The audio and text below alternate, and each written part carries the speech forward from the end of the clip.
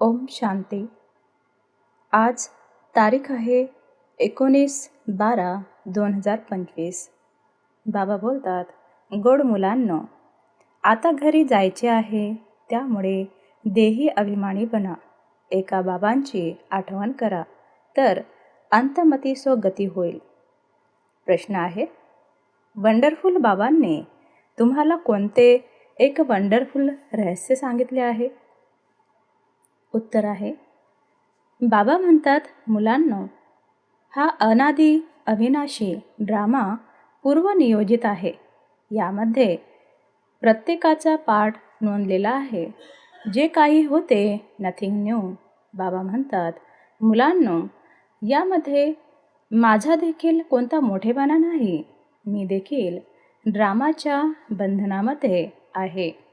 बाबा हे वंडरफुल रहस्य ऐकवून जसे आपल्या पार्टला देखील महत्त्व देत नाहीत. गीत आहे, आखिर वह दिन आया आज. ओम शांती. गोड गोड रुहानी मुले हे गाणे गात आहेत. मुले समजतात की कल्पांतर पुन्हा आपल्याला धनवान, हेल्दी आणि वेल्दी बनविण्याकरता पवित्रता, सुख, शांतीचा वारसा देण्यासाठी बाबा येतात. ब्राह्मण लोक देखील आशीर्वाद देतात ना, की आयुष्मान भव, धनवान भव, पुत्रवान भव. तुम्हा मुलांना तर वारसा मिळत आहे. काही आशीर्वादाची गोष्ट नाही आहे. मुले शिकत आहेत, जाणतात. 5000 वर्षापूर्वी देखील आपल्याला बाबांनी येऊन मनुष्यापासून देवता, नरापासून नारायण बनण्याचे शिक्षण दिले होते. मुले जे शिकतात ते जाणतात की आपण काय शिकत आहोत. आपल्याला शिकवणारे कोण आहेत, त्यामध्ये देखील नंबरवार पुरुषार्थ अनुसार जाणतात. एवढे तर जरूर म्हणतीलच की आम्हा मुलांना ठाऊक आहे ही राजधानी स्थापन होत आहे, किंवा DT किंगडम म्हणजे देवी साम्राज्य स्थापन होत आहे. आधी सनातन देवी देवता धर्माची स्थापना होत आहे. पहिले शूद्र होतो, मग ब्राह्मण बनलो, आता पुन्हा देवता बनायचे आहे. दुनियेमध्ये कोणाला हेच ठाऊक नाहीये की आता आपण शूद्रवर्णाचे आहोत. तुम्ही मुले समजताही तर खरी गोष्ट आहे. बाबा सत्य सांगून सचखंडाची स्थापना करत आहेत. सतयुगामध्ये खोटेपणा, पाप इत्यादी काहीच नसते. कलियुगातच अजामिल पापात्मे असतात. हा काळ पूर्णतः रोरो नरकाचाच आहे. दिवसेंदिवस रोरो नरक दिसून येईल. माणसे अशी काही कृत्ये करत राहतील ज्यावरून समजतील की दुनिया एकदमच तमोप्रधान बनत चालली आहे. यामध्ये देखील कामविकार महाशत्रू आहे. कोणी मुश्किलीने पवित्र शुद्ध राहू शकतो. पूर्वी जंगम म्हणजे फकीर लोक म्हणत होते, असे कलियुग येईल जेव्हा 12-13 वर्षाच्या मुलीला म्हणजेच की 12-13 वर्षाच्या कुमारी मुलाला जन्म देतील. आता तो काळ चालू आहे. कुमार कुमारी इत्यादी सर्व घाण करत राहतात. जेव्हा एकदमच तमोप्रधान बनतात तेव्हा बाबा म्हणतात, मी येतो. माझा देखील ड्रामामध्ये पार्ट आहे. मी देखील ड्रामाच्या बंधनामध्ये बांधील आहे. तुम्हा मुलांकरता काही नवीन गोष्ट नाही आहे. Nothing new. बाबा असे समजावून सांगतात, चक्र फिरलात, नाटक पूर्ण झाले. आता बाबांची आठवण करा, तर तुम्ही सतोप्रधान बनून सतोप्रधान दुनियेचे मालक बनाल. किती सोप्या पद्धतीने समजावून सांगतात. बाबा काही आपल्या पार्टला इतके महत्त्व देत नाहीत. हा तर माझा पार्ट आहे, काही नवीन गोष्ट नाही आहे. दर 5000 वर्षानंतर मला यावे लागते. ड्रामामध्ये मी कटिबद्ध आहे. येऊन तुम्हाला मुलांना खूप सोपी आठवणीची यात्रा सांगतो. कशी? अंतमती सो गती. हे यावेळेकरिताच म्हटले गेले आहे. हा अंतकाळ आहे ना. बाबा युक्ती सांगतात, मामेकम आठवण करा तर सतोप्रधान बनाल. मुले देखील समजतात, आपण नवीन दुनियेचे मालक बनणार आहोत. बाबा वारंवार सांगतात, नथिंग न्यू. एक जिन्नची कहाणी सांगतात ना. त्याने म्हटले की मला काम द्या, तर त्याला सांगितले शिडी उतर आणि चढ.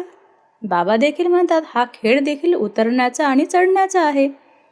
पतितापासून पावन आणि पावनपासून पतित बनायचे आहे. ही काही अवघड गोष्ट नाहीये, आहे खूप सोपी. परंतु युद्ध कोणते आहे हे न समजल्या कारणाने शास्त्रांमध्ये युद्धाच्या गोष्टी लिहिल्या आहेत. वास्तविक माया रावणावर विजय प्राप्त करणे तर खूप मोठी लढाई आहे. मुले बघतात आणि घडोघडी बाबांची आठवण करतो आणि मग आठवण विसरते. माया दिवा विझवून टाकते. यावर गुलाब कावलीची देखील एक कहाणी आहे. मुले विजय प्राप्त करतात, खूप चांगले चालतात आणि मग माया येऊन दिवा विझवून टाकते. मुले देखील म्हणतात बाबा मायेची वादळे तर खूप येतात. मुलांमध्ये वादळे देखील अनेक प्रकारचे येतात. कधीकधी तर असे जोराने वादळ येते जे 8-10 वर्षांची जुनी चांगली झाडे देखील खाली कोसळतात. मुले जाणतात, वर्णन देखील करतात. चांगले माडेचे मणी होते, आज अस्तित्वातच राहिलेले नाहीत. हे देखील उदाहरण आहे. हत्तीला मगरीने खाल्ले. ही आहेत मायेची वादळे. आणि धारणेसाठी मुख्य सारांश आहे. पहिला पॉईंट आहे, कोणतीही ग्रहचारी आली तर हताश होऊन बसायचे नाही. पुन्हा पुरुषार्थ करून बाबांच्या आठवणीमध्ये राहून उच्च पद प्राप्त करायचे आहे. दुसरा पॉईंट आहे, आठवणीद्वारे आपली स्थिती इतकी मजबूत बनवायची आहे जेणेकरून कोणतेही मायेचे वादळ वार करू शकणार नाही. विकारांपासून स्वतःचा बचाव करत राहायचा आहे. आणि आजचा वरदान आहे, सर्व शक्तींच्या लाईटद्वारे आत्म्यांना रस्ता दाखवणारे चैतन्य लाईट हाऊस व्हावं.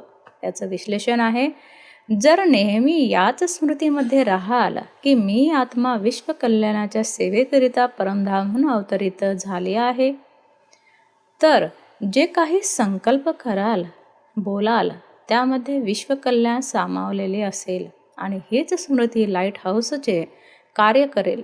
जसे त्या लाईट हाऊसमधून एका रंगाची लाईट निघते, तसे तुम्हा चैतन्य लाईट हाऊसद्वारे सर्व शक्तींचे लाईट आत्म्यांना प्रत्येक पावलाला रस्ता दाखवण्याचे कार्य करत राहील.